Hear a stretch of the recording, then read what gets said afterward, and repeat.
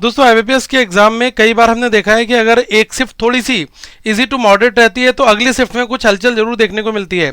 IBPS RRB PO prelims के exam में जो सेकंड शिफ्ट का पेपर है इसमें क्वांट सेक्शन ने काफी लोगों को छकाया। मैं बताऊंगा आपको क्या क्या ऐसा पूछा गया जिससे एस्पिरेंट बोल रहे हैं कि हम और क्वेश्चंस बना सकते थे लेकिन वो उतने नहीं बना पाए।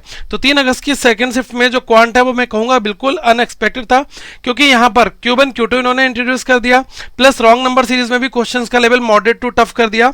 तो वो क्या क्या चीजें थी आप एक बार यहां पर ध्यान से समझिएगा। सबसे पहले मैं आपको हर एक चीज यहां पर बता दे रहा हूं। तो जैसे कि क्वांट का जो सेक्शन है जिसमें क्वांटिटी बेस्ड कंपैरिजन आता है क्यूब एंड क्यू2, इसके आपके सवाल यहां पर पूछे गए।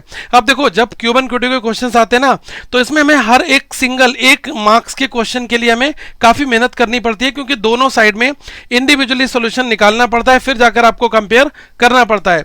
तो कई बार ऐसे क्वेश्चंस में लोगों की प्रैक्टिस अरिथमेटिक बेस्ड अगर नहीं होती है तो वहां पर स्ट्रक थोड़ा सा कर जाते हैं। यहां पर मैं कहूंगा कि जो हार्ड लेवल था वो था इस रॉन्ग नंबर सीरीज की वजह से। और जो ये 5 से 6 क्वेश्चंस, काफी लोगों ने कहा कि सर 6 क्वेश्चन थे, एक बार कमेंट सेक्शन में जरूर कंफर्म कर देना।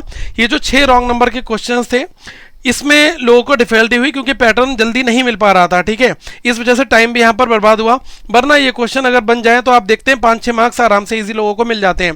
पहली शिफ्ट में जो मैंने नंबर सीरीज के क्वेश्चंस कराए थे वो काफी इजी थे और लोगों ने कर लिए थे वो, ठीक है। 5 क्वेश्चन यहां पर अप्रोक्सीमेशन के थे और बाकी रिमेनिंग जो है वो आपकी वर्ड प्रॉब्लम्स थी अरिथमेटिक बेस्ड की। 3 डेटा इंटरप्रिटेशन यहां पर पूछे गए, जिसमें एक आपका टेबल डीआई था जिसमें परसेंटेज बेस्ड आपको डेटा दिया गया था। केसलेट डीआई ये कैलकुलेटिव फॉर्मेट में था और इसमें टाइम लोगों को लग रहा था, ठीक है।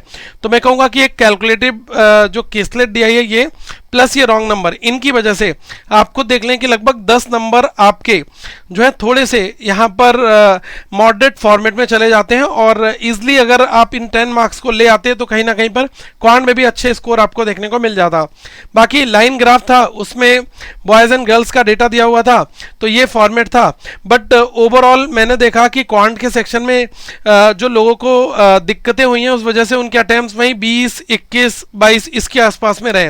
रीजनिंग में भले ही उन्होंने अपनी भरपाई कर ली हो, और रीजनिंग में 25 मिनट में आपको 40 क्वेश्चन बनाने थे।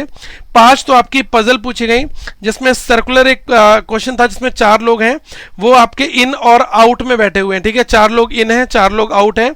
तो जो क्वेश्चन हम लोग करते हैं ना उस तरीके का क्वेश्चन था कि 4 पर्सन है, उनका फेस तो है वो इनवर्ड है, मतलब सर्कुलर टेबल की ओर बैठे हुए हैं, 4 जो हैं वो आउटसाइड है, ठीक है। तो ऐसा क्वेश्चन था। फिर एक फ्लैट 4 बेस पजल था, फ्लैट फ्लोर का, जो आपने देखा फर्स्ट शिफ्ट में भी यही क्वेश्चन पूछा गया था इसी टाइप का। तो इनका पैटर्न तो यही कुछ चल रहा है। बॉक्स बेस पजल ये भी ड्यूरेबल थी, लोगों ने आराम से इसको बनाया। डे बेस पजल ये भी ठीक ठाक आई थी question. Uncertain number of puzzle, एक बार बताना इसमें कितने लोग आ रहे हैं, 31 आ रहे हैं क्या, कमेंट सेक्शन में जरूर बताना। तो ये क्वेश्चन आपका था। इनइक्वालिटी, कोडिंग, डिकोडिंग और डायरेक्शन एंड सेंस, इसके क्वेश्चंस थे। और इसके अलावा जो मिसलेनियस में एक नंबर में पेयर फॉर्मेशन है, पेयर वर्ड फॉर्मेशन है, नंबर बेस एक क्वेश्चन था, एक मीनिंगफुल वर्ड हमें निकालना था, ठीक है। तो ये आपका रीजनिंग का फॉर्मेट यहां पर था। बट मैं कहूंगा कि जिसने एक्यूरेसी अच्छी रखी है, पेपर में गैस वगैरह नहीं लगाई, क्योंकि इस बार कट ऑफ जो है वो काफी कम रहेगी, क्योंकि आप देखेंगे पैटर्न भी चेंज हुआ है। और क्वांट रीजनिंग में जब इन्होंने टाइमिंग इंट्रोड्यूस कर दी, इस वजह से पिछले साल की तुलना तो मत कर लेना आप लोग, ठीक है। और अभी से ही अपनी आगे की मेंस की तैयारी स्टार्ट कर दो। आरआरबी पीओ के लिए हमने एक जीए बूस्टर लॉन्च किया है करंट अफेयर्स फंडा के एप्लीकेशन में। इसमें 6 मंथ का करंट अफेयर्स देंगे और हर एक मंथ के 500 एमसीक्यूज होंगे, ठीक है। और 500 एमसीक्यू प्लस इनकी डिटेल्ड पूरी की पूरी जो एक्सप्लेनेशन है वो आपको मिलेगी। और इसमें कैटेगरीज होंगी, जैसे स्पोर्ट्स की न्यूज़ हो गई, आपकी अपॉइंटमेंट न्यूज़ हो गई, एमओयू हो गए, international news, national news, books and author, obituaries, तो वो सारी अलग अलग सेपरेट न्यूज़ है। एक पूरी पीडीएफ फ्री भी है, वो आपको करंट अफेयर्स फंडा के ऐप में ही मिल जाएगी। तो 6 मंथ का करंट अफेयर्स है, प्लस मंथली बैंकिंग है, मंथली स्टैटिक जीके है, रिवीजन पीडीएफ है।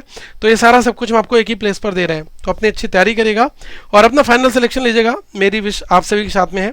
और अगर कहीं पर कोई डाउट है तो प्लीज़ नीचे कमेंट सेक्शन में जरूर लिखिएगा, हम कोशिश करेंगे कि उसका रिप्लाई आप सभी को टाइम पर प्रोवाइड कराएं।